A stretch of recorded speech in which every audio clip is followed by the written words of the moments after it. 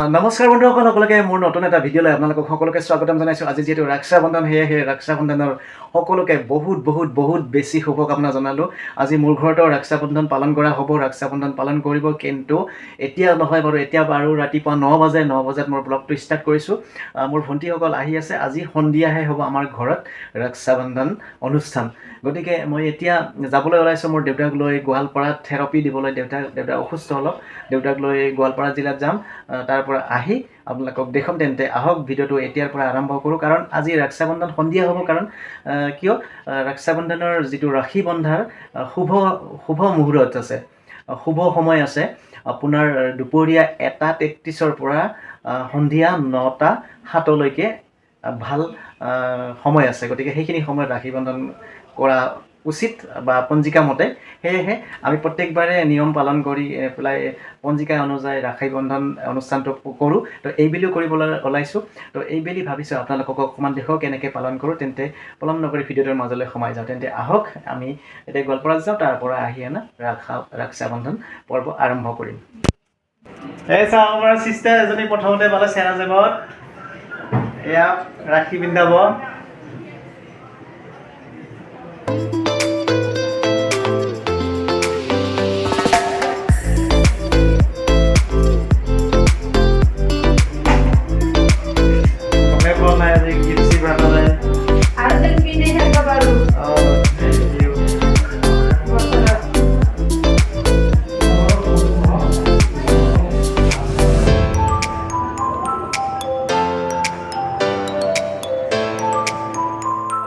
গোৱালপাৰাৰ পৰা আহি গ'লোঁ। তাতেও এজনী চিষ্টাৰে মোক ৰাখি বান্ধিলে।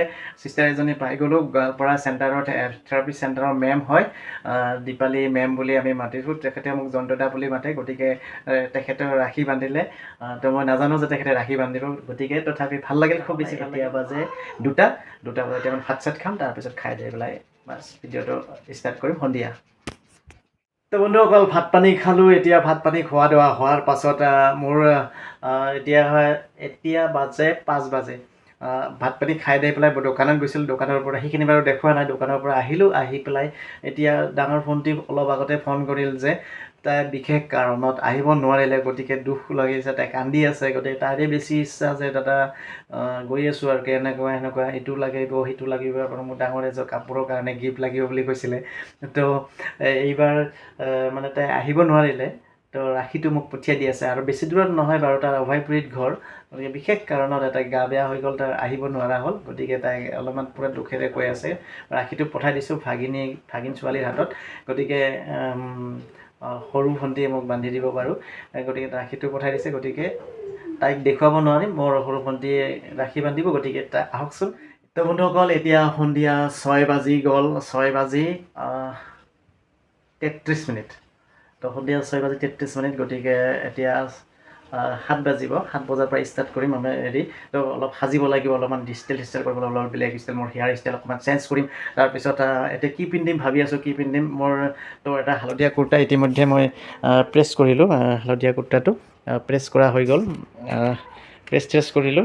প্ৰেছ কৰি লৈ মানে অকণমান তাকে পিন্ধিম। তেন্তে আহক, তেন্তে ভিডিঅ'টোৰ মাজলৈ যাওঁ। তো এয়া কুৰ্তাটো পিন্ধি ল'লোঁ। যিহেতু ৰাখি বান্ধাই ৰক্ষা বন্ধন স্পেচিয়েল, গতিকে আৰু সাজিলোঁ। চব ৰেডি। এয়া আমাৰ সৰু চিষ্টাৰ, এই ভাগিনী ছোৱালী আহিছে। ডাঙৰজনী আহিব পৰা নাই, গতিকে ৰাখিটো পঠিয়াই দিছে। তো এয়া এইজনী মোৰ মা। হাই হাই। এই ভাগিন দাদা। তো ঠিক আছে, আপোনালোক দেখাইছোঁ।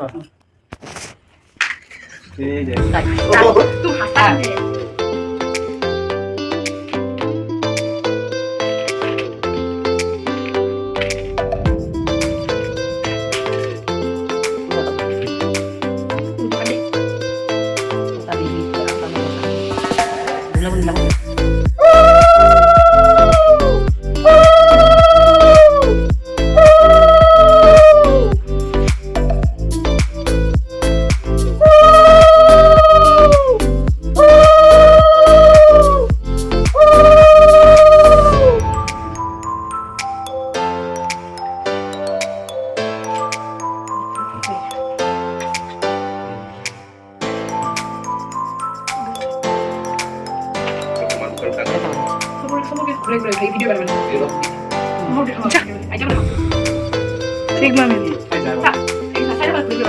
ৰাখিটো বাইদেউৰ কাৰণে ময়ে বান্ধি দিলোঁ ৰাখিটো দাদা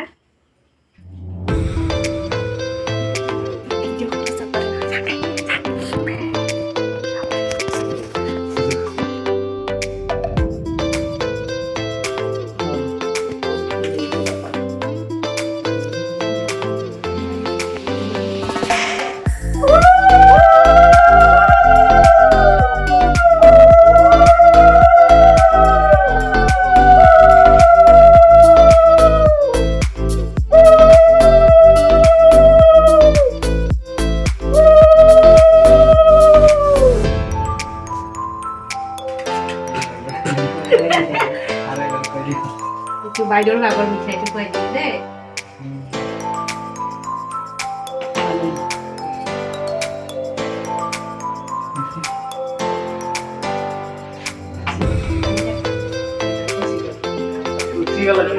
গিফটটাও দিবি একবাৰে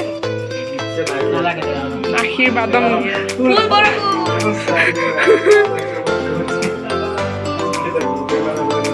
সদা সুহাগন ৰহো নাকি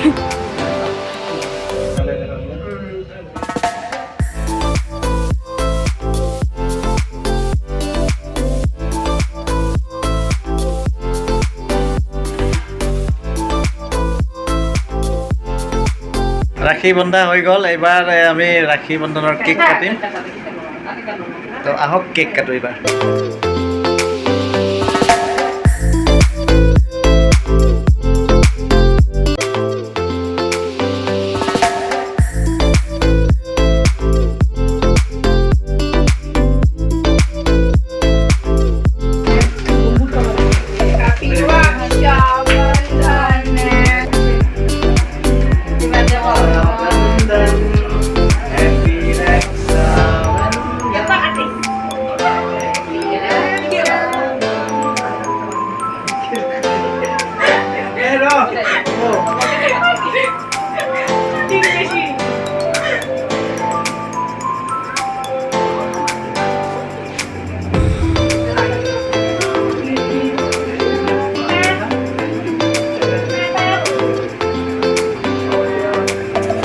আমাৰ ৰক্ষাবন্ধন প্ৰক্ৰিয়া হৈ গ'ল তো সকলোৱে হেপী ৰক্ষাবন্ধন